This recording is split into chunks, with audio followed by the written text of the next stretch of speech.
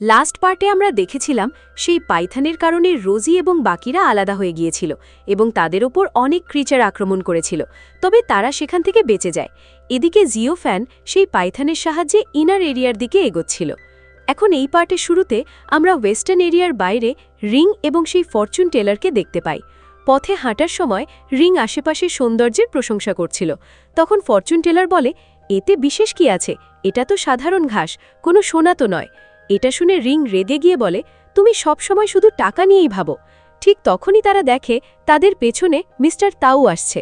রিংকে সেখানে দেখে সে হঠাৎ থেমে যায় এবং মুখ ঘুরিয়ে নেয়, যেন মনে না হয় যে সে তাদের ফলো করছে। তখন রিংকে ফরচুন টেলার বলে, এই তাও আমাদের ফলো করছে কেন? রিং বলে, সেটা আমি কিভাবে জানব? ফরচুন টেলার সন্দেহ করে বলে, এটা কি কোনো খারাপ লোক নয় যে তোমাকে কিডন্যাপ করতে চায়, কারণ সেই ডেমন সেক্টেরও। রিং বলে, ডেমনদের রেপুটেশন খারাপ হলেও আমি কখনো শুনিনি তারা কোনো মেয়ের সাথে খারাপ ব্যবহার করেছে। তখন ফরচুন টেলার বলে, তাহলে হয়তো সে আমাকে লুট করতে চাইছে। এই সময় মিস্টার তাও তির্যকভাবে তাদের দিকে তাকায়। এটা দেখে ফরচুন টেলার নিশ্চিত হয়ে যায় যে সে লুট করার জন্যই এসেছে, তাই সে একটি এনচ্যান্টেড পেপার বের করে। রিং তাকে বলে, এই টেকনিক আমাদের পূর্বপুরুষরা দিয়েছে যাতে বিপদের সময় টেলিপোর্ট করা যায়, কিন্তু তুমি এখনও এটা ভালোভাবে কন্ট্রোল করতে পারো না, ফলে আমরা যে কোনো জায়গায় চলে যেতে পারি, এমনকি ভুল জায়গায় গেলে মরতেও পারি।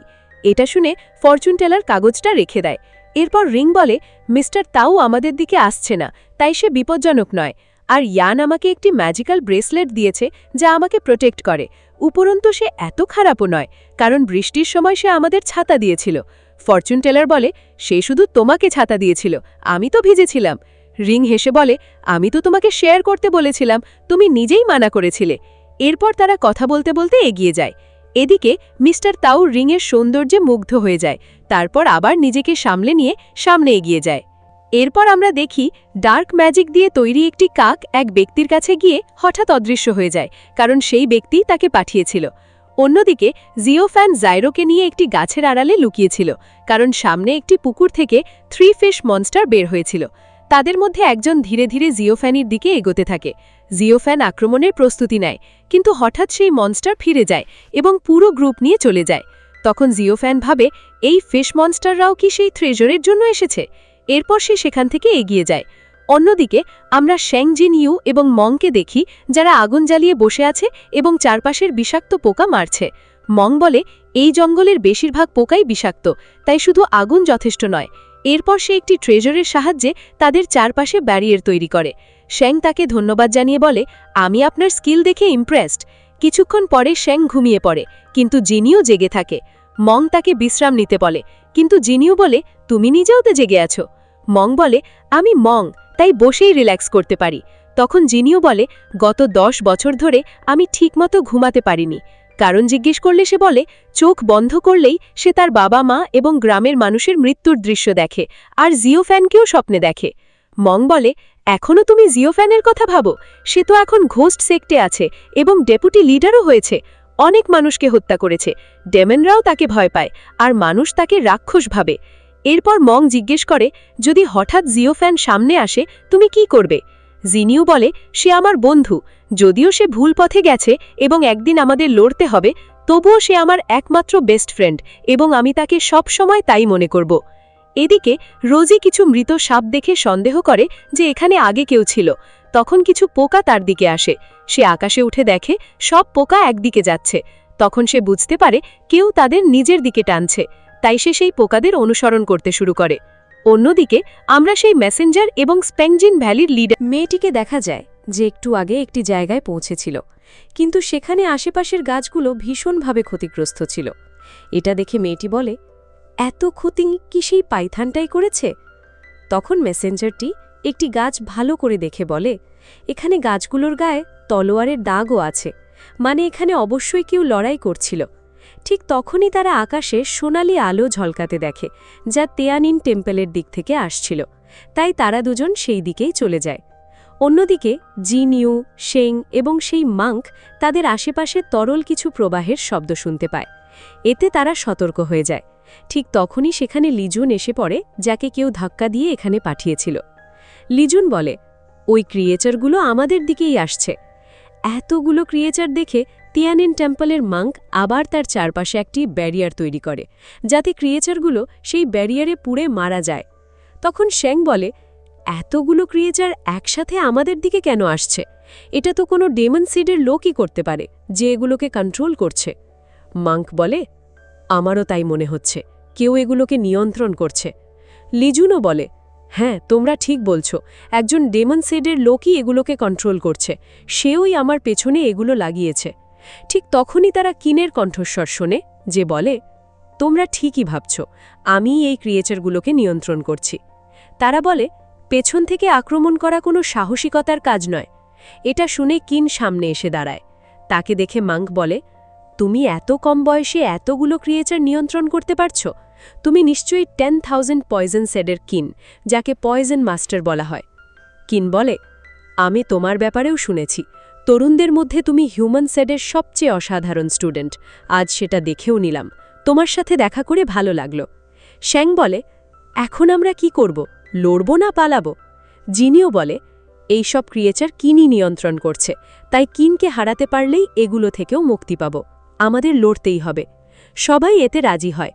মাঙ্ক বলে, আমি আর লিজুন কিনকে আক্রমণ করব, আর জিনিউ ও শ্যাং ক্রিয়েচারগুলো সামলাবে। এরপর তারা পরিকল্পনা অনুযায়ী লড়াই শুরু করে। কিন তার ফ্লুট বাজানোর গতি বাড়িয়ে দেয়, যাতে আরও ক্রিয়েচার নিয়ন্ত্রণ করতে পারে। অন্যদিকে ইয়ান আর আরেক মাঙ্ক দ্রুত গতিতে লড়াই করছিল। ইয়ান তার ক্লোন তৈরি করে আক্রমণ করে, কিন্তু মাঙ্ক তার শক্তিশালী কিলিং ভয়েস দিয়ে সেই ক্লোনগুলো ধ্বংস করে দেয়। তারপর ইয়ান পিছন থেকে আক্রমণ করতে যায়, কিন্তু মাঙ্ক সময়মতো বেঁচে যায়। পরে আবার ক্লোন দিয়ে আক্রমণ করে, কিন্তু মাঙ্কের অস্ত্র তাকে ঘিরে ব্যারিয়ার তৈরি করে তাকে রক্ষা করে। এরপর তারা ক্লোজ রেঞ্জে লড়াই শুরু করে। ইয়ান বারবার ক্লোন ব্যবহার করায় মাঙ্ক ধীরে ধীরে ক্লান্ত হয়ে পড়ে। এদিকে জিয়াওফান জুতো কোথাও যাচ্ছিল। হঠাৎ সে কারো আওয়াজ শুনে সেই দিকে যায়, যেখানে শ্যাং ও বাকিরা ছিল। সে লুকিয়ে তাদের দেখতে থাকে। এদিকে চারজন প্রথমে ক্রিয়েচারগুলোকে আক্রমণ করতে শুরু করে, কারণ কিন অনেকগুলো ক্রিয়েচার ডেকে এনেছিল। এক সুযোগে জিনিও কিনকে আক্রমণ করে, কিন্তু কিন এড়িয়ে যায়। তখন মাঙ্কো তাকে সাহায্য করতে আসে। কিন তার ইরেজার নামের তলোয়ার বের করে, যা খুবই শক্তিশালী অস্ত্র। সে আক্রমণ করলে চারিদিকে বিষ ছড়িয়ে পড়ে, কিন্তু মাঙ্ক নিজের ব্যারিয়ার দিয়ে নিজে এবং জিনিওকে রক্ষা করে। তারপর জিনিও তার তলোয়ার থেকে ড্র্যাগন বের করে সেই বিষ ধ্বংস করে এবং কিনের উপর আক্রমণ করে। অন্যদিকে শ্যাং ও লিজুন ক্রিয়েচারগুলোর সাথে লড়ছিল। শ্যাং বলে, তাড়াতাড়ি করো, না হলে এরা আমাদের জীবন্ত খেয়ে ফেলবে। এরপর মাঙ্ক কিনকে ব্যারিয়ারের মধ্যে বন্দি করে, কিন্তু কিন তার বিষ ব্যবহার করে বেরিয়ে আসে। এদিকে শ্যাং ও লিজুন একসাথে একটি বিশাল ফায়ার টর্নেডো তৈরি করে সব ক্রিয়েচার ধ্বংস করে দেয়। কিন বুঝতে পারে এরা চারজনই অনেক শক্তিশালী, ক্রিয়েচার দিয়েও এদের হারানো যাবে না, এখন পালানোই ভালো। তাই সে ধোঁয়া ছড়িয়ে পালাতে চায়, কিন্তু মাঙ্ক সেই ধোঁয়া সরিয়ে দেয়। জিনিও আবার তলোয়ার দিয়ে আক্রমণ করে, কিন্তু কিন বেঁচে যায়। ঠিক তখনই রোজি এসে মাল্টিপল সর্ড দিয়ে আক্রমণ করে। কিন বাঁচার চেষ্টা করছিল, তখনই জিয়াওফান পিছন থেকে জোরালো আঘাত করে, যার ফলে কিন অনেক দূরে ছিটকে পড়ে। তবুও সে পালাতে সক্ষম হয়। যাওয়ার আগে সে জিয়াওফানকে বলে, তোমাকে এর মূল্য দিতে হবে। এরপর রোজি জিয়াওফানের পিছু নেয়, আর জিনিও তাদের দিকে যায়। এদিকে লিজুন হঠাৎ রক্ত বমি করতে শুরু করে, কারণ সে বিষে আক্রান্ত হয়েছিল। তখন মাঙ্ক তার শরীর থেকে বিষ বের করার চেষ্টা করে। এভাবেই এই পার্ট শেষ হয়। শেষ পার্টে আমরা দেখেছিলাম যে কোর এরিয়ায় একটি ট্রেজার প্রকাশ পেতে চলেছিল, তাই জিয়াওফান সেই দিকেই রওনা দেয়। সেখানে গিয়ে সে একটি বিশাল দেওয়াল দেখতে পায়, যা আসলে একটি গাছ ছিল। তাই জিয়াওফান সেই গাছের ওপর উঠে যায়, কারণ তার মনে হচ্ছিল ট্রেজারটা সেখানেই আছে। এরপর এই পার্টের শুরুতে দেখা যায় সেই গাছের একটি জায়গা থেকে এনার্জি বের হয়ে চারদিকে ছড়িয়ে পড়ছে। সেই এনার্জিকে অনুসরণ করতে করতে রোজও গাছের ওপর উঠে আসে। একই সময় জিয়াওফ্যানও সেখানে ঘুরছিল।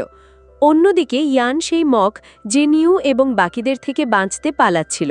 তখন হঠাৎ তাদের পেছনে একটি বিশাল সাপ পড়ে, যা জেনিউ এবং বাকিদের গিলে ফেলার চেষ্টা করে। তবে তারা সঠিক সময়ে ব্যারিয়ার তৈরি করে সেখান থেকে পালাতে সক্ষম হয়। এরপর তারা সবাই সেই গাছের দিকেই যেতে থাকে, আর সাপটি তাদের পিছু নিচ্ছিল। এদিকে জিয়াওফ্যান এবং রোজ একে অপরকে দেখে ফেলে। যখন জিয়াওফ্যান ট্রেজার নিতে সেই এনার্জি বের হওয়া গেটের দিকে এগোতে যায়, তখন রোজ তার বলায় তলোয়ার ধরে বলে যে সে কোনোভাবেই ডেমনদের হাতে ট্রেজার যেতে দেবে না। এর উত্তরে জিয়াওফ্যান বলে যে সেও চায় না আর কেউ মারা যাক। এখানে সে রোজিকে ব্যঙ্গ করছিল, কারণ কিং ইউন স্যাক ডেমনদের মারতে গিয়ে বিয়াও সহ নিজেদের কিছু লোককেও মেরে ফেলেছিল। এরপর রোজ জিয়াওফ্যানের ওপর আক্রমণ করে এবং তাদের মধ্যে লড়াই শুরু হয়। রোজ কোনোভাবেই জিয়াওফ্যানকে গেটের ভেতরে যেতে দিতে চাইছিল না, তাই সে বারবার লাইটনিং আক্রমণ করতে থাকে। জিয়াওফ্যানও সেই একই আক্রমণ ব্যবহার করে। রোজ তখন জিয়াওফ্যানকে বলে যে যদি তুমি ডেমন সেক্টে যোগ দিয়ে থাকো তাহলে এখনও কিং ইউন সেকের টেকনিক ব্যবহার করছো কেন? জিয়াওফ্যান উত্তর দেয় যে আমি কিং ইউন সেক, তিয়ানিন টেম্পল এবং ডেমন তিনটেরই টেকনিক ব্যবহার করব, তুমি কিছুই করতে পারবে না। এটা শুনে রোজ বলে 10 বছর আগে আমি তোমার কাছে হেরে গিয়েছিলাম, কিন্তু আজ আমি প্রতিশোধ নেবই, তুমি যে কোনো টেকনিকই ব্যবহার করো না কেন। এরপর রোজ আর্থ এবং ওয়াটার টেকনিক ব্যবহার করে, কিন্তু জিয়াওফ্যান শিল্ড তৈরি করে তা প্রতিরোধ করে। তারপর তারা দুজন খুব দ্রুত লড়াই শুরু করে। এই সময় রোজ একটি স্পেশাল টেকনিক ব্যবহার করে যা জিয়াওফ্যানকে জমিয়ে দিতে পারত, কিন্তু জিয়াওফ্যান সেই এনার্জি শোষণ করে নিয়ে নিজের টেন্টিকল দিয়ে আক্রমণ করে, তবে রোজ সেটাকেও জমিয়ে ধ্বংস করে দেয়। এটা দেখে জিয়াওফ্যান বলে মাত্র 10 বছরেই তুমি অনেক শক্তিশালী রয়ে গেছো। অন্যদিকে রোজ ভাবছিল জিয়াওফ্যানের মুভগুলো খুব আলাদা, সে কি নতুন কোনো কাল্টিভেশন পদ্ধতি ব্যবহার করছে। ঠিক তখনই সেখানে মক, জিনিও এবং শেং এসে পৌঁছায়। ইয়ান লুকিয়ে সব কিছু দেখছিল আর ভাবছিল কিং ইউন সেকের লোকেরা খুবই শক্তিশালী, যারা ওই সাপ থেকেও বেঁচে গেছে। জিনিও জিয়াওফ্যানকে জিজ্ঞেস করে সে ঠিক আছে কিনা। নিজের সেরা বন্ধুকে দেখে সে আবেগপ্রবণ হয়ে পড়ে। ঠিক তখনই ইয়ান জিয়াওফ্যানের কাছে চলে আসে, কারণ সে চায় না জিয়াওফ্যান তাদের দলে যোগ দিক। ইয়ান বলে মনে হচ্ছে তুমি অনেক আগে থেকেই এখানে আছো, তুমি কি ট্রেজার পেয়ে গেছো নাকি তাদের দলে যোগ দিয়েছ? জিয়াওফ্যান বলে যদি তুমি আমার ওপরই সন্দেহ করো তাহলে এতে কিং ইউন সেক আর মানুষেরই লাভ হবে, তাই ট্রেজার পেতে আমাকে সাহায্য করো। ইয়ান এতে রাজি হয়ে যায় এবং শেংকে নিয়ন্ত্রণ করার চেষ্টা করে, কিন্তু মক তাকে বাঁচিয়ে দেয়। এরপর মক জিয়াওফ্যানকে কিছু বলতে চেয়েছিল, কিন্তু আবার থেমে যায়, কারণ এতে তাদের কিং ইউন সেক থেকে শাস্তি পেতে হতে পারত। ঠিক তখনই সেই বিশাল সাপ সেখানে এসে পড়ে। রোজ অবাক হয়ে বলে এটা হঠাৎ এখানে এলো কিভাবে? শেং বলে এই সাপটা আমাদের নিচ থেকে তাড়া করছিল, ওর থেকে বাঁচতে গিয়ে আমরা আলাদা হয়ে গিয়েছিলাম, মনে হচ্ছে ও আমাদের পিছু নিয়েই এখানে চলে এসেছে। হঠাৎ আকাশ পরিষ্কার হয়ে যায় এবং ট্রেজারের গেট ঝলমল করতে শুরু করে। সাপটি সেটি দেখে চিৎকার করতে থাকে। ইয়ান বলে মনে হচ্ছে সাপটাও ট্রেজারের জন্যই এসেছে। সাপটি গেটের দিকে এগোতে থাকে। মক বলে আমরা এই সাপের সঙ্গে লড়তে পারবো না, আমাদের পিছু হটতে হবে। তাই ইয়ান এবং বাকিরা সরে যায়, কিন্তু জিয়াওফ্যান সেখানেই দাঁড়িয়ে থাকে। ঠিক তখনই ট্রেজারের গেট খুলে যায় এবং জিয়াওফ্যান ভেতরে ঢুকতে যায়। রোজ তাকে থামানোর চেষ্টা করে, কিন্তু সেই সাপ দুজনকেই দূরে ছুঁড়ে ফেলে দেয়, ফলে রোজি অজ্ঞান হয়ে নিচে পড়তে থাকে। তখন জিয়াওফ্যান ঠিক সময়ে রোজিকে বাঁচিয়ে সেই গেটের ভেতরে নিয়ে যায়। একই সঙ্গে জায়রো গেটের ভেতরে ঢুকে পড়ে এবং তখনই গেটটি বন্ধ হয়ে যায়। এদিকে বিয়াওয়েল আন্ট এবং সেই এল্ডারও গাছের ওপর এসে পৌঁছায়। সেখানে এল্ডার ওই জায়গার ফুলগুলো দেখে বলে ট্রেজারের আশেপাশের জায়গাতেই যখন এত স্পিরিচুয়াল পাওয়ার, তাহলে ট্রেজারের ভেতরে কতটা থাকতে পারে। ওদিকে সেই সাপটি ট্রেজারের গেটের দিকে এগোতে থাকে। জিয়াওফ্যান এবং রোজিকে বাঁচানোর জন্য ওম্যাক এবং বাকিরা সাপটির ওপর আক্রমণ করে, কিন্তু ইয়ান সেখান থেকে পালিয়ে যায়। এদিকে বিয়াওয়ের আন্ট এবং এল্ডার রেংওয়েংয়ের নির্দেশ অনুযায়ী একটি ফরমেশন তৈরি করতে শুরু করে। অন্যদিকে জেনিউ সাপটির সঙ্গে লড়তে লড়তে অনেকটাই আহত হয়ে পড়ে। সেই সঙ্গে সাপটি বিষ দিয়েও আক্রমণ করছিল, তাই ওম্যাক জেনিউ এবং শেংকে সাপটির কাছ থেকে দূরে নিয়ে আসে। ঠিক তখনই সাপটি গেটের উপর বারবার আঘাত করে সেটি খুলতে চেষ্টা করে। এটা দেখে ওম্যাক বলে জানি না গেটের পেছনে কি আছে যার জন্য সাপটা এতটা পাগল হয়ে উঠেছে। ঠিক সেই সময় ফায়ার ফিনিক্স এসে সাপটির ওপর আক্রমণ শুরু করে। এদিকে জাইরো জিয়াওফ্যানের কাছে গিয়ে তাকে জাগানোর চেষ্টা করে, কিন্তু সে খুবই আহত ছিল। তবে আশপাশের স্পিরিচুয়াল পাওয়ারের কারণে সে ধীরে ধীরে নিজে থেকেই সুস্থ হয়ে ওঠে এবং তার জ্ঞান ফিরে আসে। এরপর সে রোজির দিকে তাকায়, যে তখনও অচেতন ছিল। তাকে খুবই সুন্দর লাগছিল, তাই জিয়াওফ্যান তাদের একসঙ্গে কাটানো মুহূর্তগুলো মনে করতে থাকে। ঠিক তখনই সাপের বারবার আক্রমণের কারণে রোজিও জেগে ওঠে। ভুলবশত সে জিয়াওফ্যানের হাত ধরে ফেলে, তারপর সঙ্গে সঙ্গে হাত সরিয়ে নেয়। এরপর রোজি জিয়াওফ্যানকে জিজ্ঞেস করে আমরা কোথায়? জিয়াওফ্যান বলে আমার মনে হয় আমরা ট্রেজারের গেটের ভেতরে চলে এসেছি। তখন রোজি জিজ্ঞেস করে তুমি কি আমাকে বাঁচিয়েছ? জিয়াওফ্যান ঠান্ডা গলায় বলে তুমি ভাগ্যবান ছিলে, নিজেই এখানে পড়ে গিয়েছিলে, তোমাকে বাঁচানোর কৃতিত্ব আমার নয়, আর যদি আমাকে মারতে চাও তাহলে মারতে পারো। এরপর তারা দুজন অস্ত্র ছাড়া লড়াই শুরু করে। বাইরে ফিনিক্স এবং সাপ একে অপরকে আক্রমণ করতে থাকে, যার প্রভাবে ট্রেজারের রুমটি ধীরে ধীরে ভেঙে পড়তে থাকে। এদিকে জিয়াও ফ্যান এবং রোজি নিজেদের অস্ত্র বের করে। অন্যদিকে ফিনিক্সের আক্রমণে সাপটি মারাত্মকভাবে আহত হয়ে পড়ে। ঠিক তখন ট্রেজারির রুমের এক দেয়ালে একটি ছিদ্র হয়ে যায়, যা সাপটি লক্ষ্য করে। অন্যদিকে ট্রেজারির ভেতরে হঠাৎ নড়াচড়া শুরু হয় এবং তার স্পিরিচুয়াল পাওয়ার থেকে চারপাশে অনেক সিম্বল তৈরি হতে থাকে। এটা দেখে জিয়াওফ্যান বলে, মনে হচ্ছে এটা স্কাই বুকের পার্ট 3। রোজিও একই কথা ভাবে। ঠিক তখন লিকুইডের ভেতরের ক্রিস্টালটি গলে সেই লিকুইডের মধ্যেই মিশে যায়। জিয়াওফ্যান মনে মনে ভাবে, এই স্কাই বুক তখনই কাজে আসবে যদি আমি আগের 2টি পার্ট পরে থাকি।